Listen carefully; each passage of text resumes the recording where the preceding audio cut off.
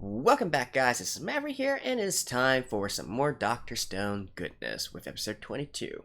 So, last episode, we were just doing the usual Dr. Stone stuff, right? Doing sciencey things and whatnot, progressing along the roadmap, and then now they are suddenly going spelunking, with the crew members or the expedition members being Senku, Chrome, and Magma. Yes, the same Magma that's been a pain in the ass for literally a whole arc, right? You could call it the tournament arc or whatnot. That is a very interesting trio, isn't it? With two people who, Senku and Chrome, who really have no combat abilities at all, and then Magma, who is all muscle, all power, and definitely has a dislike of Senku, right? So, you can imagine the drama that this is going to bring up here. So, as I've already said before, I mean, I've read the manga, so I know what's going to happen. I'm not going to spoil it for you guys. Let's just get the show on the road. Alright, let's begin in 3, 2, 1, play. And we're nearing the end of this season as well. I believe it's episode 24 episodes?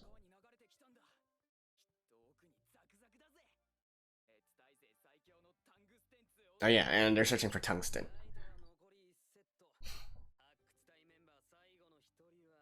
Magma.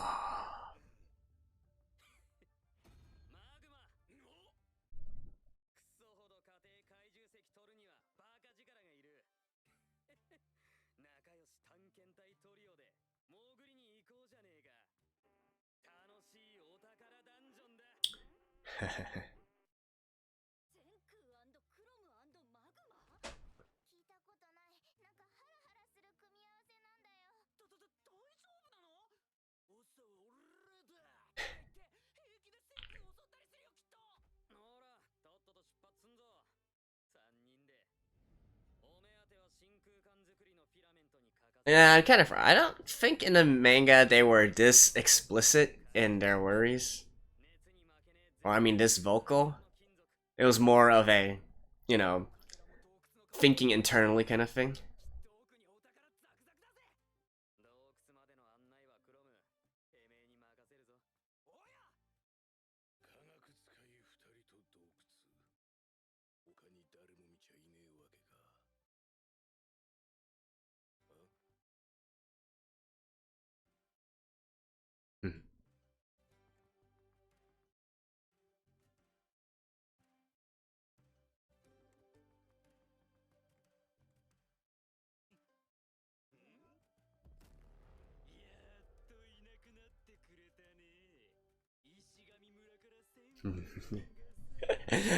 Look at that face. Alright, let me skip this real quick. See you guys in a second. The treasure.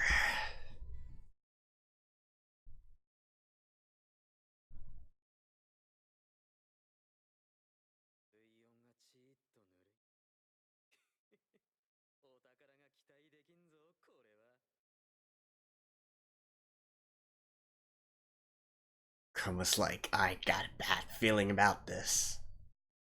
And really, who can blame him, right?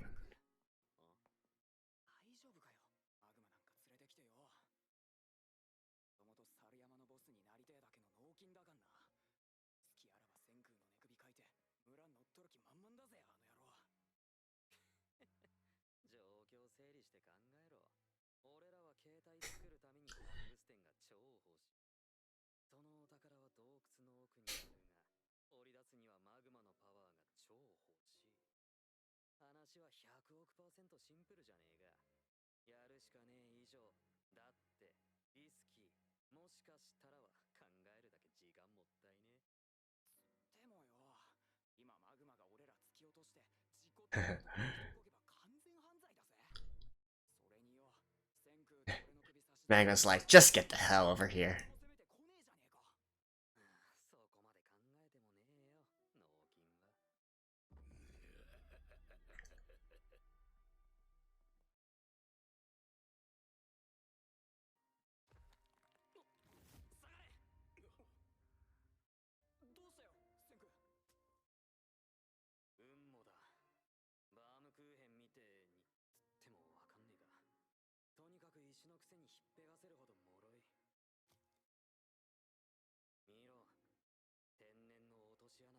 Yep, bad news.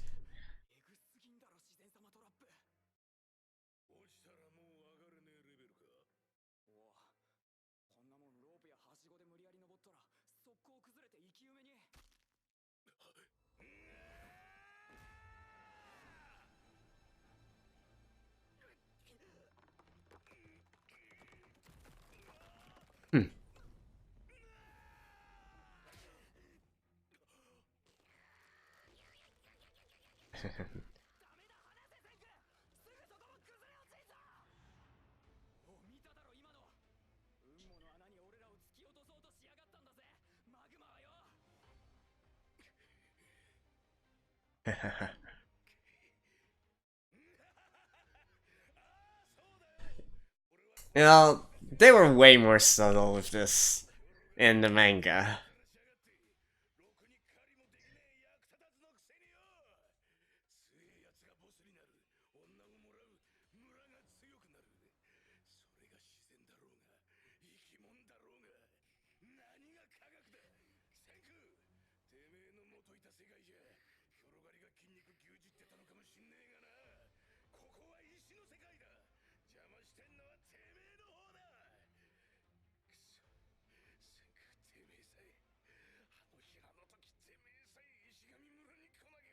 And then yeah, he would have been the village chief. And it made perfect sense as well in this world.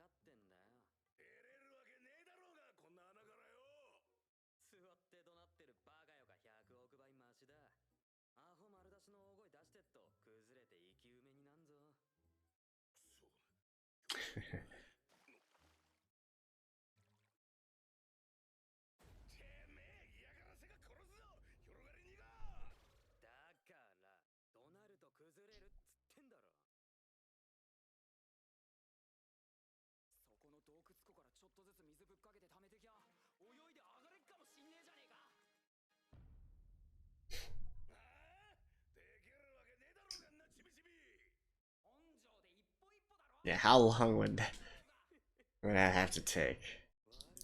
But of course, using some basic science principles, basic physics.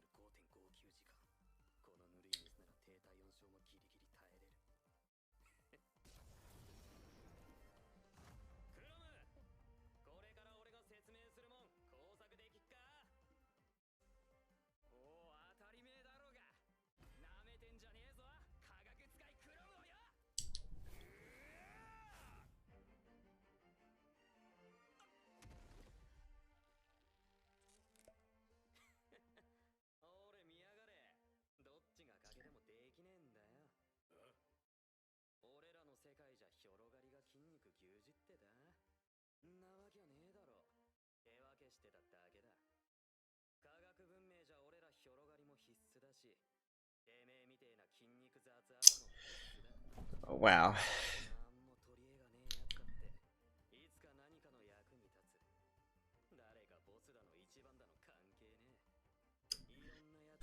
Unfortunately, that might change in like 50 or 100 years.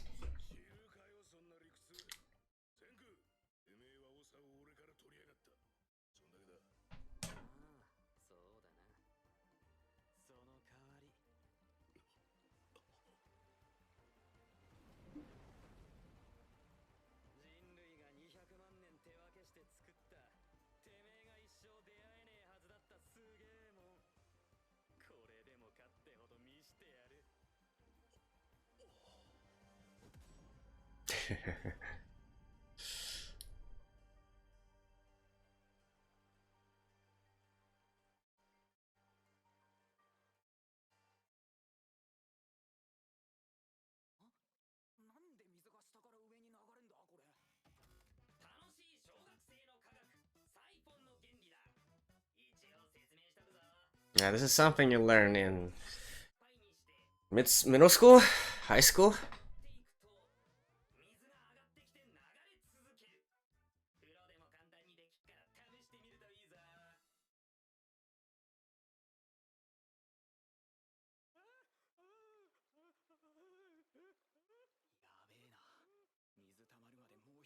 $6 to be exact.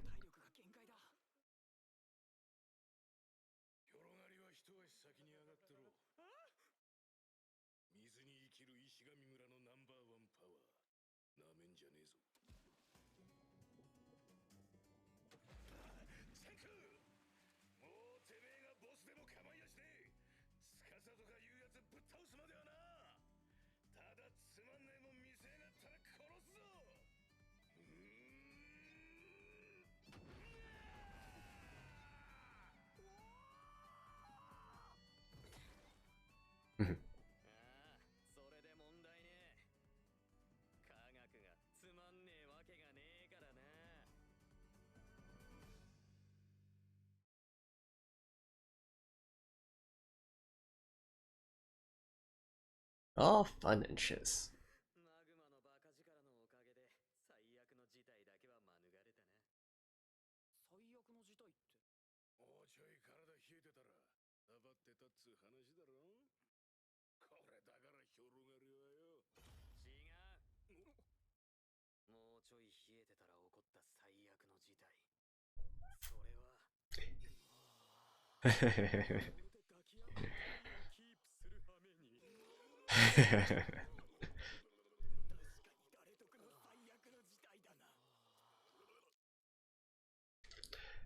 I remember there's another gag a bit later that's also equally funny.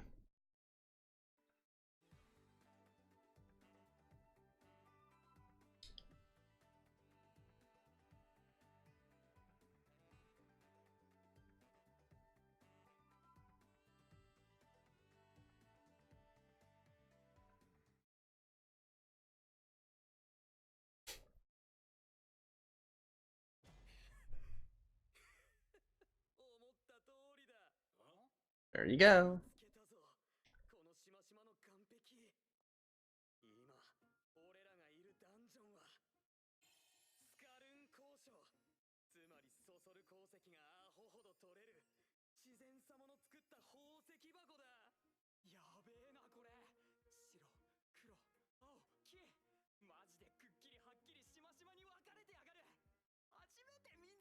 Magma's like, it's a rock.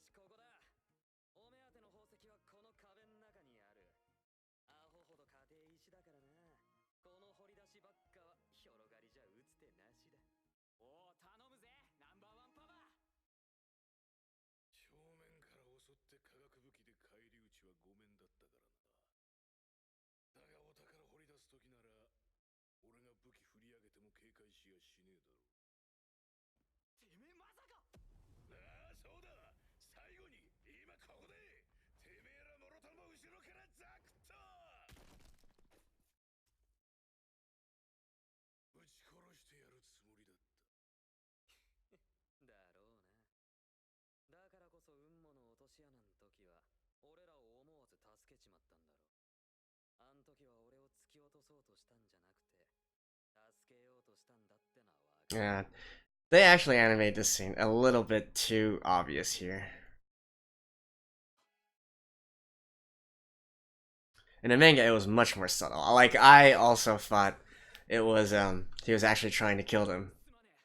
Even till this scene.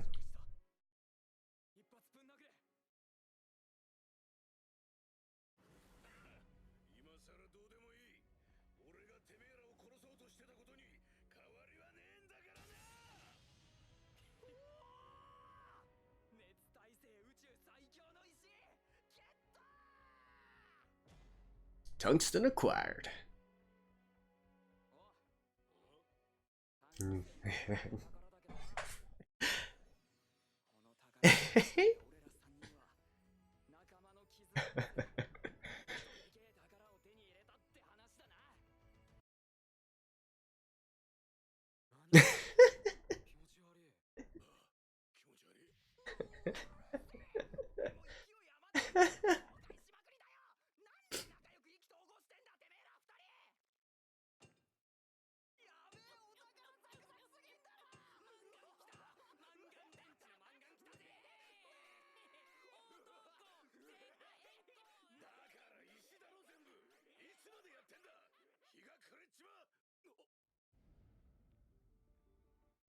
Eh.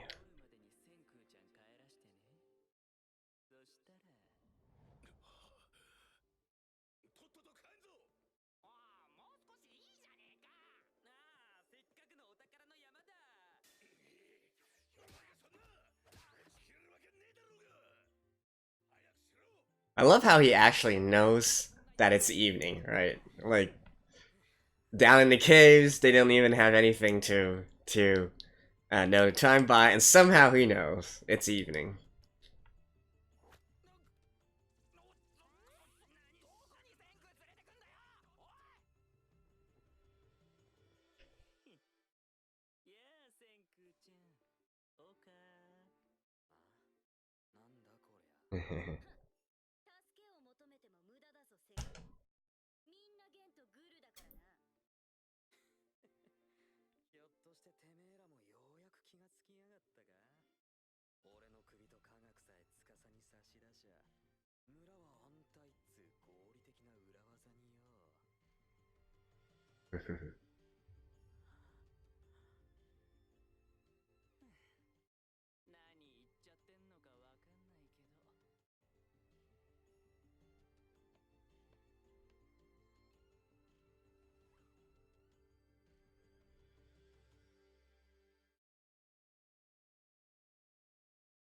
Eh.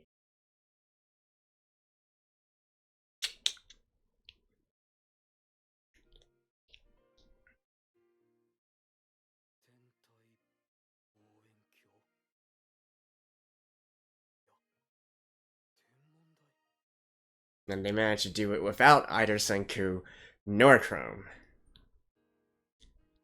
And here we go, back to the foreshadowing on the ending.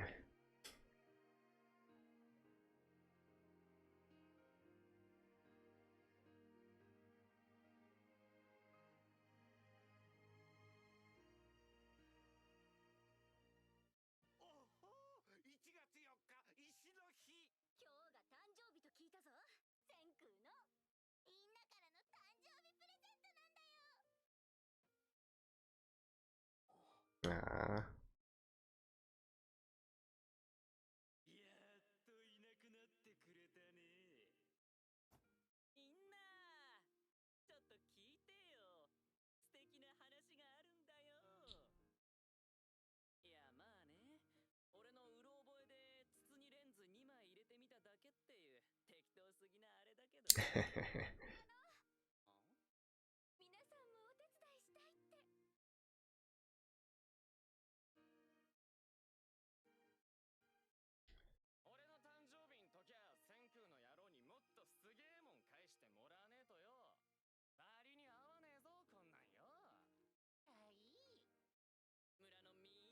Yeah, this is serious. Really awesome.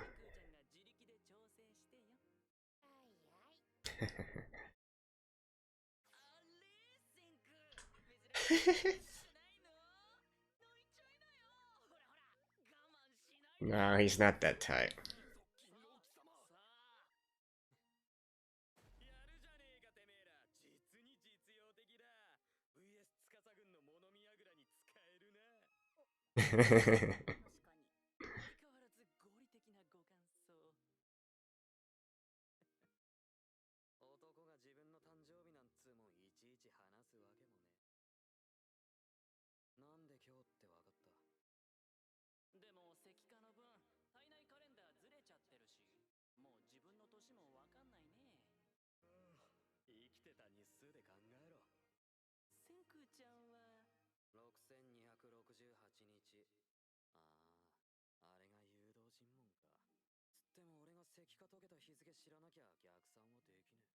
Hey, hey.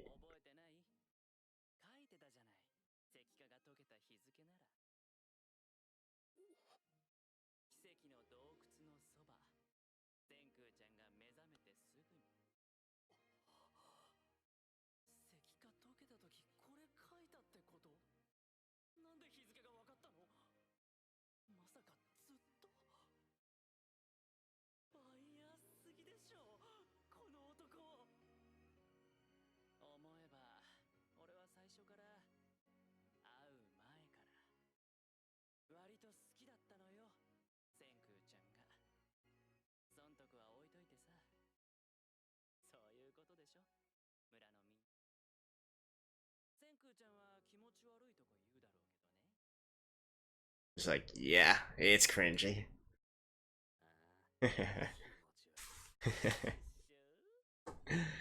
uh,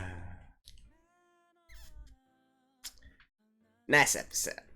See you guys at the end. Alright, there we go. That was a nice warm little ending to cap off what was initially a pretty awkward situation, right? The spelunking.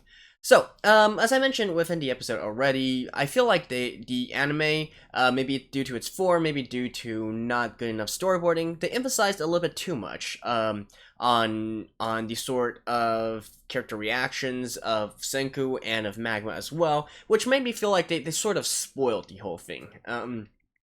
Definitely, I feel like, even though I did already know what was going to happen already, I feel like just watching the anime as it is, with the sequence of events and whatnot, they gave a little bit too much, too many hints that Magma wasn't actually trying to kill Senku, right? As I mentioned, when I was first reading the manga, actually, I was pretty convinced that Magma was trying to kill Senku, and it was just later on, you know, with Senku's persuasive power, that he was able to convince Magma to join his side, right? And so when it was finally revealed, I was feeling similar to Chrome there. That, oh damn, I totally thought Magma was trying to do something bad. My apologies, my mistake, right?